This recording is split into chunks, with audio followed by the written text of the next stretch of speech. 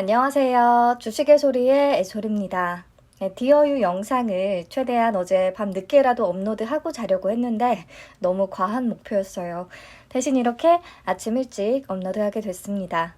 회사 내용이 되게 재밌어요. 제목에 제가 SM이 키우고 JYP가 떠받치는 회사라고 했는데 그 이유는 차차 얘기하도록 하겠습니다. 자, 여러분들은 어떤 연예인을 좋아하시나요? 저는 이적 씨를 좋아합니다만 사실 지금까지 연예인 누군가한테 엄청 막 빠져가지고 쫓아다닌다거나 팬카페를 가입한다거나 뭐 이런 적은 없었던 것 같아요. 그런데 요즘 아이들, 요즘 젊은 친구들은 좀 다르죠. 덕질이라는 용어가 생겼을 정도로 팬덤 문화가 장난 아니잖아요. 저 때만 해도 막 숙소를 직접 찾아간다던가 손편지를 써서 보낸다던가 이런 오프라인 중심의 팬 문화가 형성이 됐었는데 그 이후에 뭐 다음 카페나 네이버 카페를 통한 팬카페가 만들어지기 시작했고요. 그 다음에 인스타나 페이스북, 트위터 같이 SNS를 통해서 스타와 팬들이 조금 적극적으로 소통을 하기 시작했죠. 저는 사실 여기까지밖에 잘 모르기는 하는데 가장 최근 버전은요. 팬과 스타가 소통할 수 있는 어떤 특정 플랫폼이 만들어졌고요. 그 안에서 굿즈를 직접 만들거나 사거나 또 스타의 미공개 영상을 수집을 하거나 스타와 메시지를 주고받거나 이런 다양한 활동이 이루어진다고 해요. 그러니까 덕질이 하나의 산업으로 자리 잡게 됐다고 볼 수 있는 거죠. 팬더스터리라는 신조어까지 생겼고요. 네, 그래서 디어유도 이런 팬덤 기반의 플랫폼 사업을 하는 회사예요. 특히 커뮤니케이션에 특화돼서 나의 최애, 내가 픽한 연예인들과 프라이빗한 메시지를 주고받을 수 있다고 합니다. 디어유 버블이라는 앱에 접속을 해서 내가 원하는 아티스트를 선택을 하고 구독을 하면 1대1 채팅방이 이렇게 제공이 된다고 해요. 생각만 해도 굉장히 설레죠? 물론 스타가 팬들 한 명 한 명한테 직접 따로 메시지를 작성하는 건 아니고요. 아티스트가 전 세계 구독자들한테 1대1 형태로 일괄적으로 전송을 하면 각국의 언어로 즉시 번역이 돼서 메시지가 전송이 되는 형태라고 합니다. 근데 여기서 또 재밌는 게 있어요. 아티스트가 골뱅이야 잘 잤어 이런 식으로 입력을 하면 골뱅이 부분은 팬들 개개인의 닉네임으로 변형이 돼서 전송이 됩니다. 그러니까 제가 좋아하는 이적 씨가 저에게 애소라 잘 잤어? 애소라 감기 조심해. 이런 식의 메시지를 보내주는 듯한 굉장히 프라이빗한 느낌을 받을 수 있다는 거죠. 팬들은 너무 좋아할 것 같아요. 이렇게 친밀도와 몰입감을 높이는 장치들이 디어유에 있습니다. 그리고 물론 공짜가 아니에요. 그래야 디어유가 돈을 벌 수가 있죠. 월 구독료를 내야 하는데요. 아티스트 한 명당 4,500원, 2명이면 8,000원, 3명은 11,500원. 이렇게 좀 많이 할수록 할인 효과가 조금 적용이 되기는 합니다.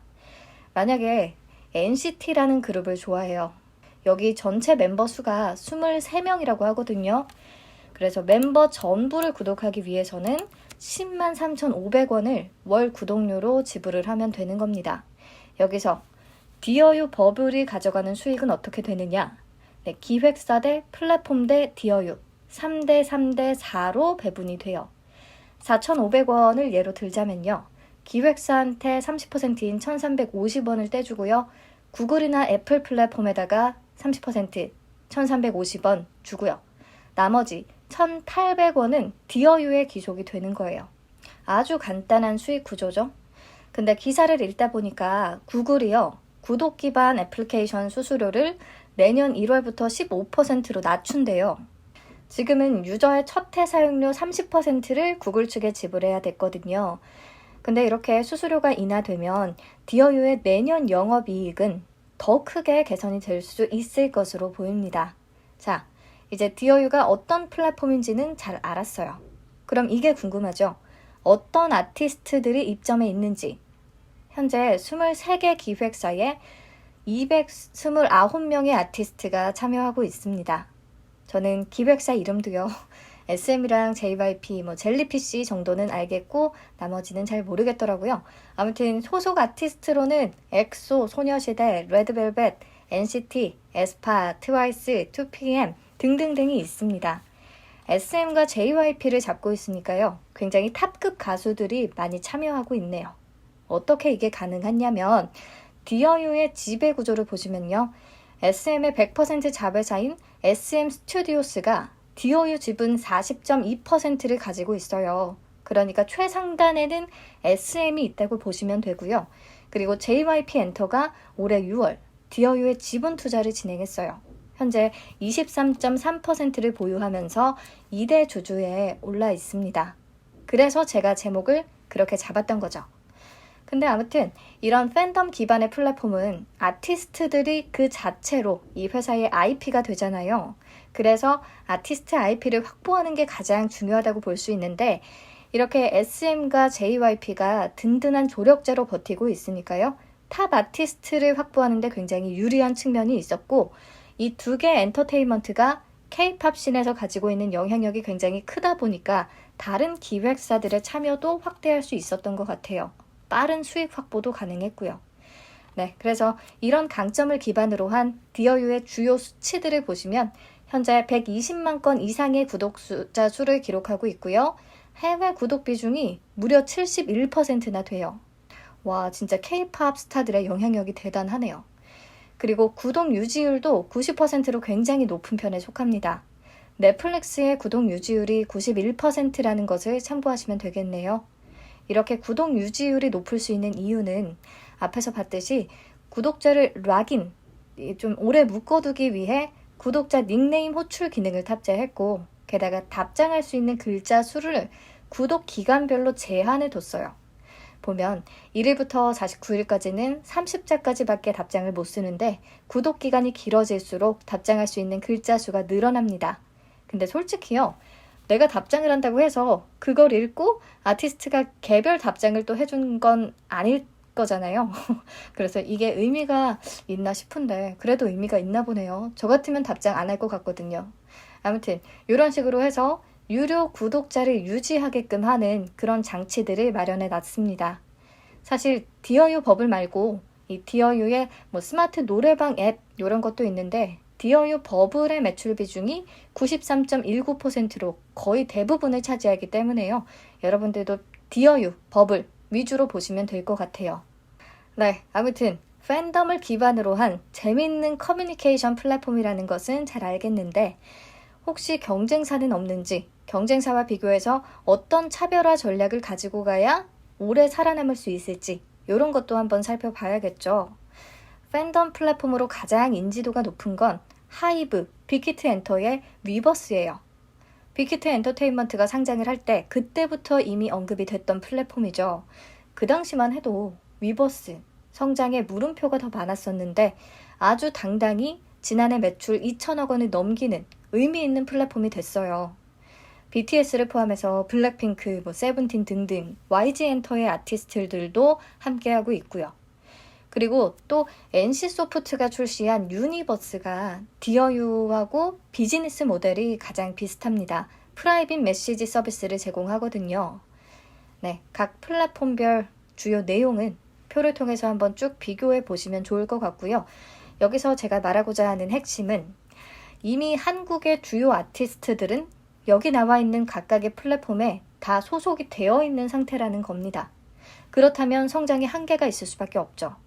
그래서 하이브는 미국의 이타카 홀딩스를 인수해서 저스틴 비버나 아리아나 그란데 같은 해외 유명 아티스트들을 입점시키려고 하고 있고요.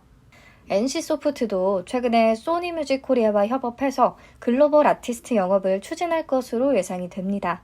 그렇다면 디어유도 아티스트의 폭을 훨씬 넓혀야만 되는 상황인 거죠. 네, 회사가 아마 더 이런 부분을 잘 파악하고 있을 겁니다. 그래서 디어유가 제시한 성장 전략 첫 번째는요. 아티스트와 IP 영역을 다양화시키는 겁니다. 현재는 아이돌 위주의 아티스트들만 참여하고 있지만 배우, 스포츠 선수, 인플루언서까지 IP를 확장할 계획이고요. 또 해외 스타들도 당연히 영입을 하기 위해서 노력을 하고 있습니다. 내년 상반기까지 이름만 들으면 알 법한 해외 유명 아티스트 3팀에서 4팀 정도를 합류시키기 위해서 작업 중이라고 하네요. 누군지 궁금합니다. 아무튼 이렇게 되면 현재 디어유는 조금 SM과 JYP 소속 아티스트들에 대한 매출이 편중된 경향이 있는데요. 이런 부분도 점차 해소할 수 있지 않을까 싶습니다. 자, 두 번째 성장 전략, 팬 커머스 비즈니스로의 확장인데요. 디지털 아이템 스토어를 통해서 아티스트가 손글씨로 쓴 폰트나 직접 만든 이모티콘들을 판매할 예정입니다. 여기다가 핫하디 핫한 메타버스를 연결을 해서 더욱 고도화하겠다는 전략이에요. 개인 프로필 화면이 메타버스로 진화하게 되는 기술입니다. 싸이월드의 미니 홈피, 이 내방 꾸미기처럼요. 아바타도 만들고 마이홈도 직접 꾸미게 되는데요. 그림에서 보시는 아바타나 옆에 놀고 있는 강아지, 벽지, 화분 등등 아이템을 모두 구매를 해야 사용이 가능합니다. 이렇게 해서 단순한 구독 경제, 현재는 월 구독료를 내는 게 다지만 앞으로 추가 서비스를 통한 가입자당 평균 매출액이 훨씬 높아질 것으로 기대가 되고 있어요. 네, 굉장히 재밌습니다. 메타버스까지 준비를 하고 있다니까 기대되는 부분도 분명히 많고요. 하지만 위버스, 유니버스와 치열한 경쟁을 해야 하는 구조라는 거, 그리고 아티스트를 기반으로 한 IP이기 때문에 아티스트의 경쟁력이 저하되거나 특히 남자 아이돌들 군대를 가서 공백이 생기거나 아니면 특정 아티스트가 사고를 치거나 소속사와 계약 연장이 안 되던가 이런 위험이 분명히 존재한다는 거 기본적으로 알고 있어야겠죠. 네, 그럼 이제 회사 실적 볼까요? 보면 매출은 2018년부터 꾸준히 증가하기는 했는데 사업 초기에 연구개발, 아티스트 확보를 위한 영업비용이 크게 소요가 되면서 계속 적자를 기록했어요. 올해 반기 기준으로 첫 흑자 전환에 성공을 했고요. 드디어 순이익을 실현했습니다. 네, 잘 아시겠지만 이런 플랫폼 기업들은 이렇게 손익 분기점을 넘기 시작하면 수익 내는 속도가 엄청 빨라질 수 있어요. 어떤 추가 장비나 공장 증설이나 재료가 필요한 산업이 아니기 때문이죠. 그래서 앞으로가 조금 더 기대가 되고요. 최근 사업년도 기준 이익 미실현 기업이기 때문에 환매 청구권이 부여됩니다.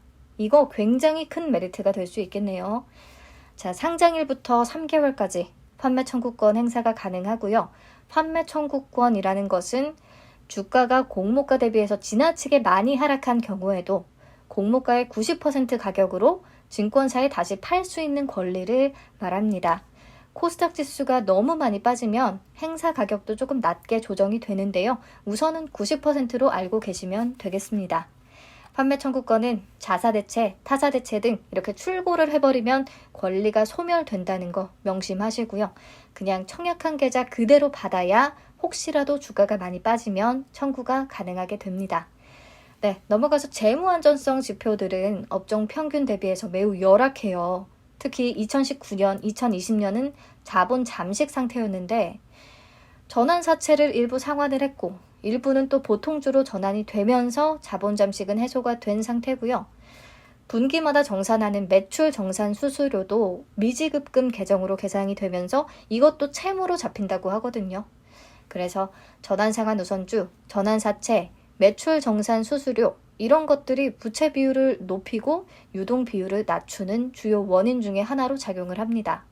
상장 후에는 자녀 전환 상환 우선주와 전환 사채가 모두 보통주로 전환이 되면 지표는 조금 더 개선될 수 있을 것으로 예상은 되고 있습니다.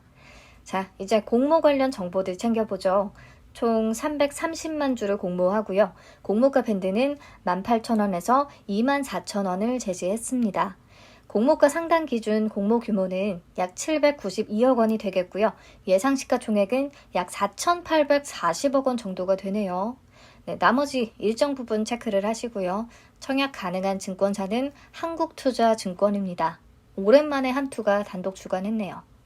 공모는 신주모집 100%로 진행이 되고요. 우리사주조합에 15%를 배정했더라고요. 1인당 배정 금액이 약 2.2억 원이나 되거든요. 연봉에 비해서는 확실히 부담스러운 수준인데 어떤 결과가 나올지 궁금합니다. 넘어가서 상장 직후 유통 물량 볼게요. 비율로는 25.70%, 20%대면 낮은 편에 속하죠. 근데 금액으로 계산하면 1,244억 원 정도. 조금 무거운 종목이 되겠고요. 기존 주주의 비율 11.79%도 존재합니다. 기존 주주는 조금 세분화해서 적어놨으니까 한번 보시고요. 1% 이상 주주와 소액 주주 비중이 높아져 상장일에 매도할 가능성은 꽤 높을 것 같아요. 넘어가서 주식 매수 선택권은요. 1년 이내에 행사 가능한 물량이 117만 2,775주가 있는데 2022년 8월 31일부터 행사가 가능해서 당장 시장에 풀릴 위험은 없겠고요. 그리고 전환 사채도 있더라고요. 보통주 22만 5,936주로 전환이 가능한 전환 사채인데 전환된 보통주는 상장 후 1개월 동안 보호 예수가 걸려 있어요. 다행입니다. 근데 상장 직후에 바로 매각은 불가능하다고 해도 행사 가격이 4,426원이라 보통주로 바로 전환할 가능성은 있으니까요. 그렇다면 주가 희석 요인으로 작용할 수는 있겠습니다. 네, 전환 상환 우선주도 있어요. 보통주 160만 주로 전환이 가능한데요. 다행히 일부는 1개월, 또 일부는 6개월 동안 보호 예수가 약속돼 있어요. 네, 그래서 상장 직후에 유통 가능 주식 수는 간단히 앞에서 봤던 요 정도다라고 보시면 되겠고요. 공모가 산정 내역 같이 볼게요. 비교 기업은 이런 조건들에 따라서 엔터테인먼트 회사들하고 네이버, 하이브, 카카오 등으로 추려졌는데 카카오는 사실 자회사인 카카오 엔터테인먼트를 통해서 K-팝 기획사를 보유하고 있기는 하지만 아직은 엔터 사업이 카카오 가치에 제대로 반영이 됐다고 보기는 어려울 것 같아요. 카카오페이나 카카오뱅크, 카카오 모빌리티 가치에 주가가 연동되는 경향이 훨씬 더 크죠. 네, 아무튼 이 중에서 퍼가 10배 이하거나 70배 이상인 종목은 제외했고요. 그래서 최종 4개 기업이 선정이 됐어요. JYP 엔터, 큐브 엔터, 카카오, YG 플러스. 근데 솔직히 디어유하고 사업 내용이 같은 회사는 없다고 봐야죠. 팬덤 플랫폼으로서는 첫 번째 상장이니까요. 네, 아무튼 이들 기업의 평균 퍼는 53.46배인데 엔터 회사들의 퍼가 굉장히 높은 편에 속합니다. 올해 상반기에 겨우겨우 순이익을 실현한 이 디어유라는 기업에 이렇게 높은 퍼를 적용해도 되나 싶네요. 네, 우선 주당 평가가액 산출할 때 적용 단기 순이익은요. 2021년 반기 순이익에다가 파생상품 평가 손실을 더해주고 전환사채 조기 상환 이익은 빼줬어요. 왜 그러냐면 전환사채나 전환상환 우선주를 보유하고 있으면 회사의 주가와 전환가액의 차이만큼을 매 분기마다 손실로 잡아요. 그걸 파생상품 평가 손실이라고 하거든요. 이건 실제로 현금 유출이 없는 그냥 회계 장부상의 손실이에요. 그래서 더해준 거고요. 전환사채 조기 상환 이익은 이렇게 손실로 잡히던 전환사채를 만기가 다가오기 전에 조기에 상환을 하면 또 일시적인 이익이 잡히거든요. 이건 일회성이니까요. 빼준 거예요. 이렇게 조정을 해서 연한산한 수치 112억 원 정도를 적용했습니다. 적용 주식수로 나눠서 주당 순이익 511원을 계산했고요. 적용 퍼 53.46배를 곱해서 주당 평가가액 27,332원을 계산했습니다. 여기다가 할인율 34.1%에서 12.2%를 적용했어요. 보시면 공모가 상단의 할인율이 12.2%로 굉장히 낮은 편에 속합니다. 그래서 제 개인적으로는 공모가가 상단에 결정이 된다면 조금 부담스러운 가격인 것 같아요. 퍼도 높은 감이 있고요. 그리고 올해 6월에 JYP 엔터와 기관 투자자들에게 투자를 받을 때 주당 4,000원에서 5,000원 정도 가격이었다고 해요. 근데 지금 공모가 상단 24,000원이면 거의 5배 정도가 오른 거죠. 이 짧은 시간 안에.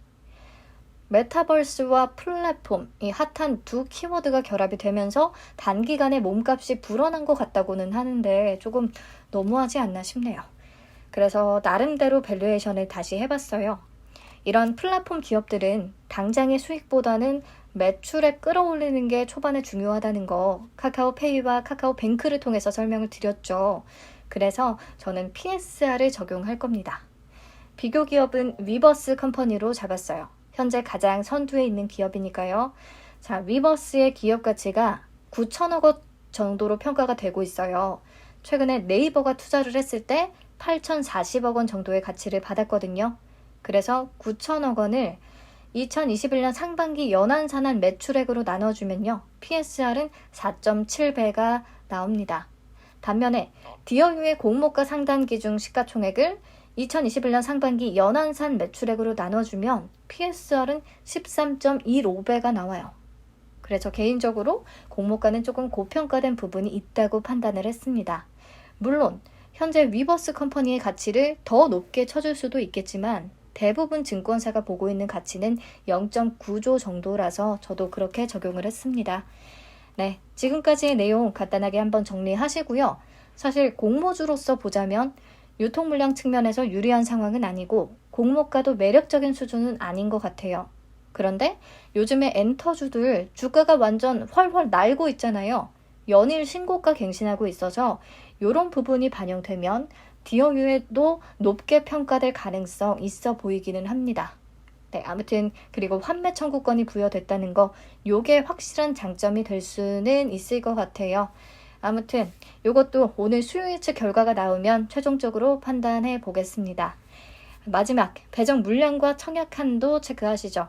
총 82만 5천 주고요. 균등은 41만 2,500주가 되겠네요. 한투는 계좌 수가 굉장히 많기는 한데 이게 인기 있는 공모주가 될지는 수요 예측까지 봐야 알 수 있겠고요. 넘어가서 청약 한도는 구간별로 확인을 해주세요. 만약에 50% 기준이라면 1억 5,600만 원까지만 청약이 가능합니다. 와, 이번 영상은 조금 짧겠지, 간단하겠지 했는데 또 길어졌네요.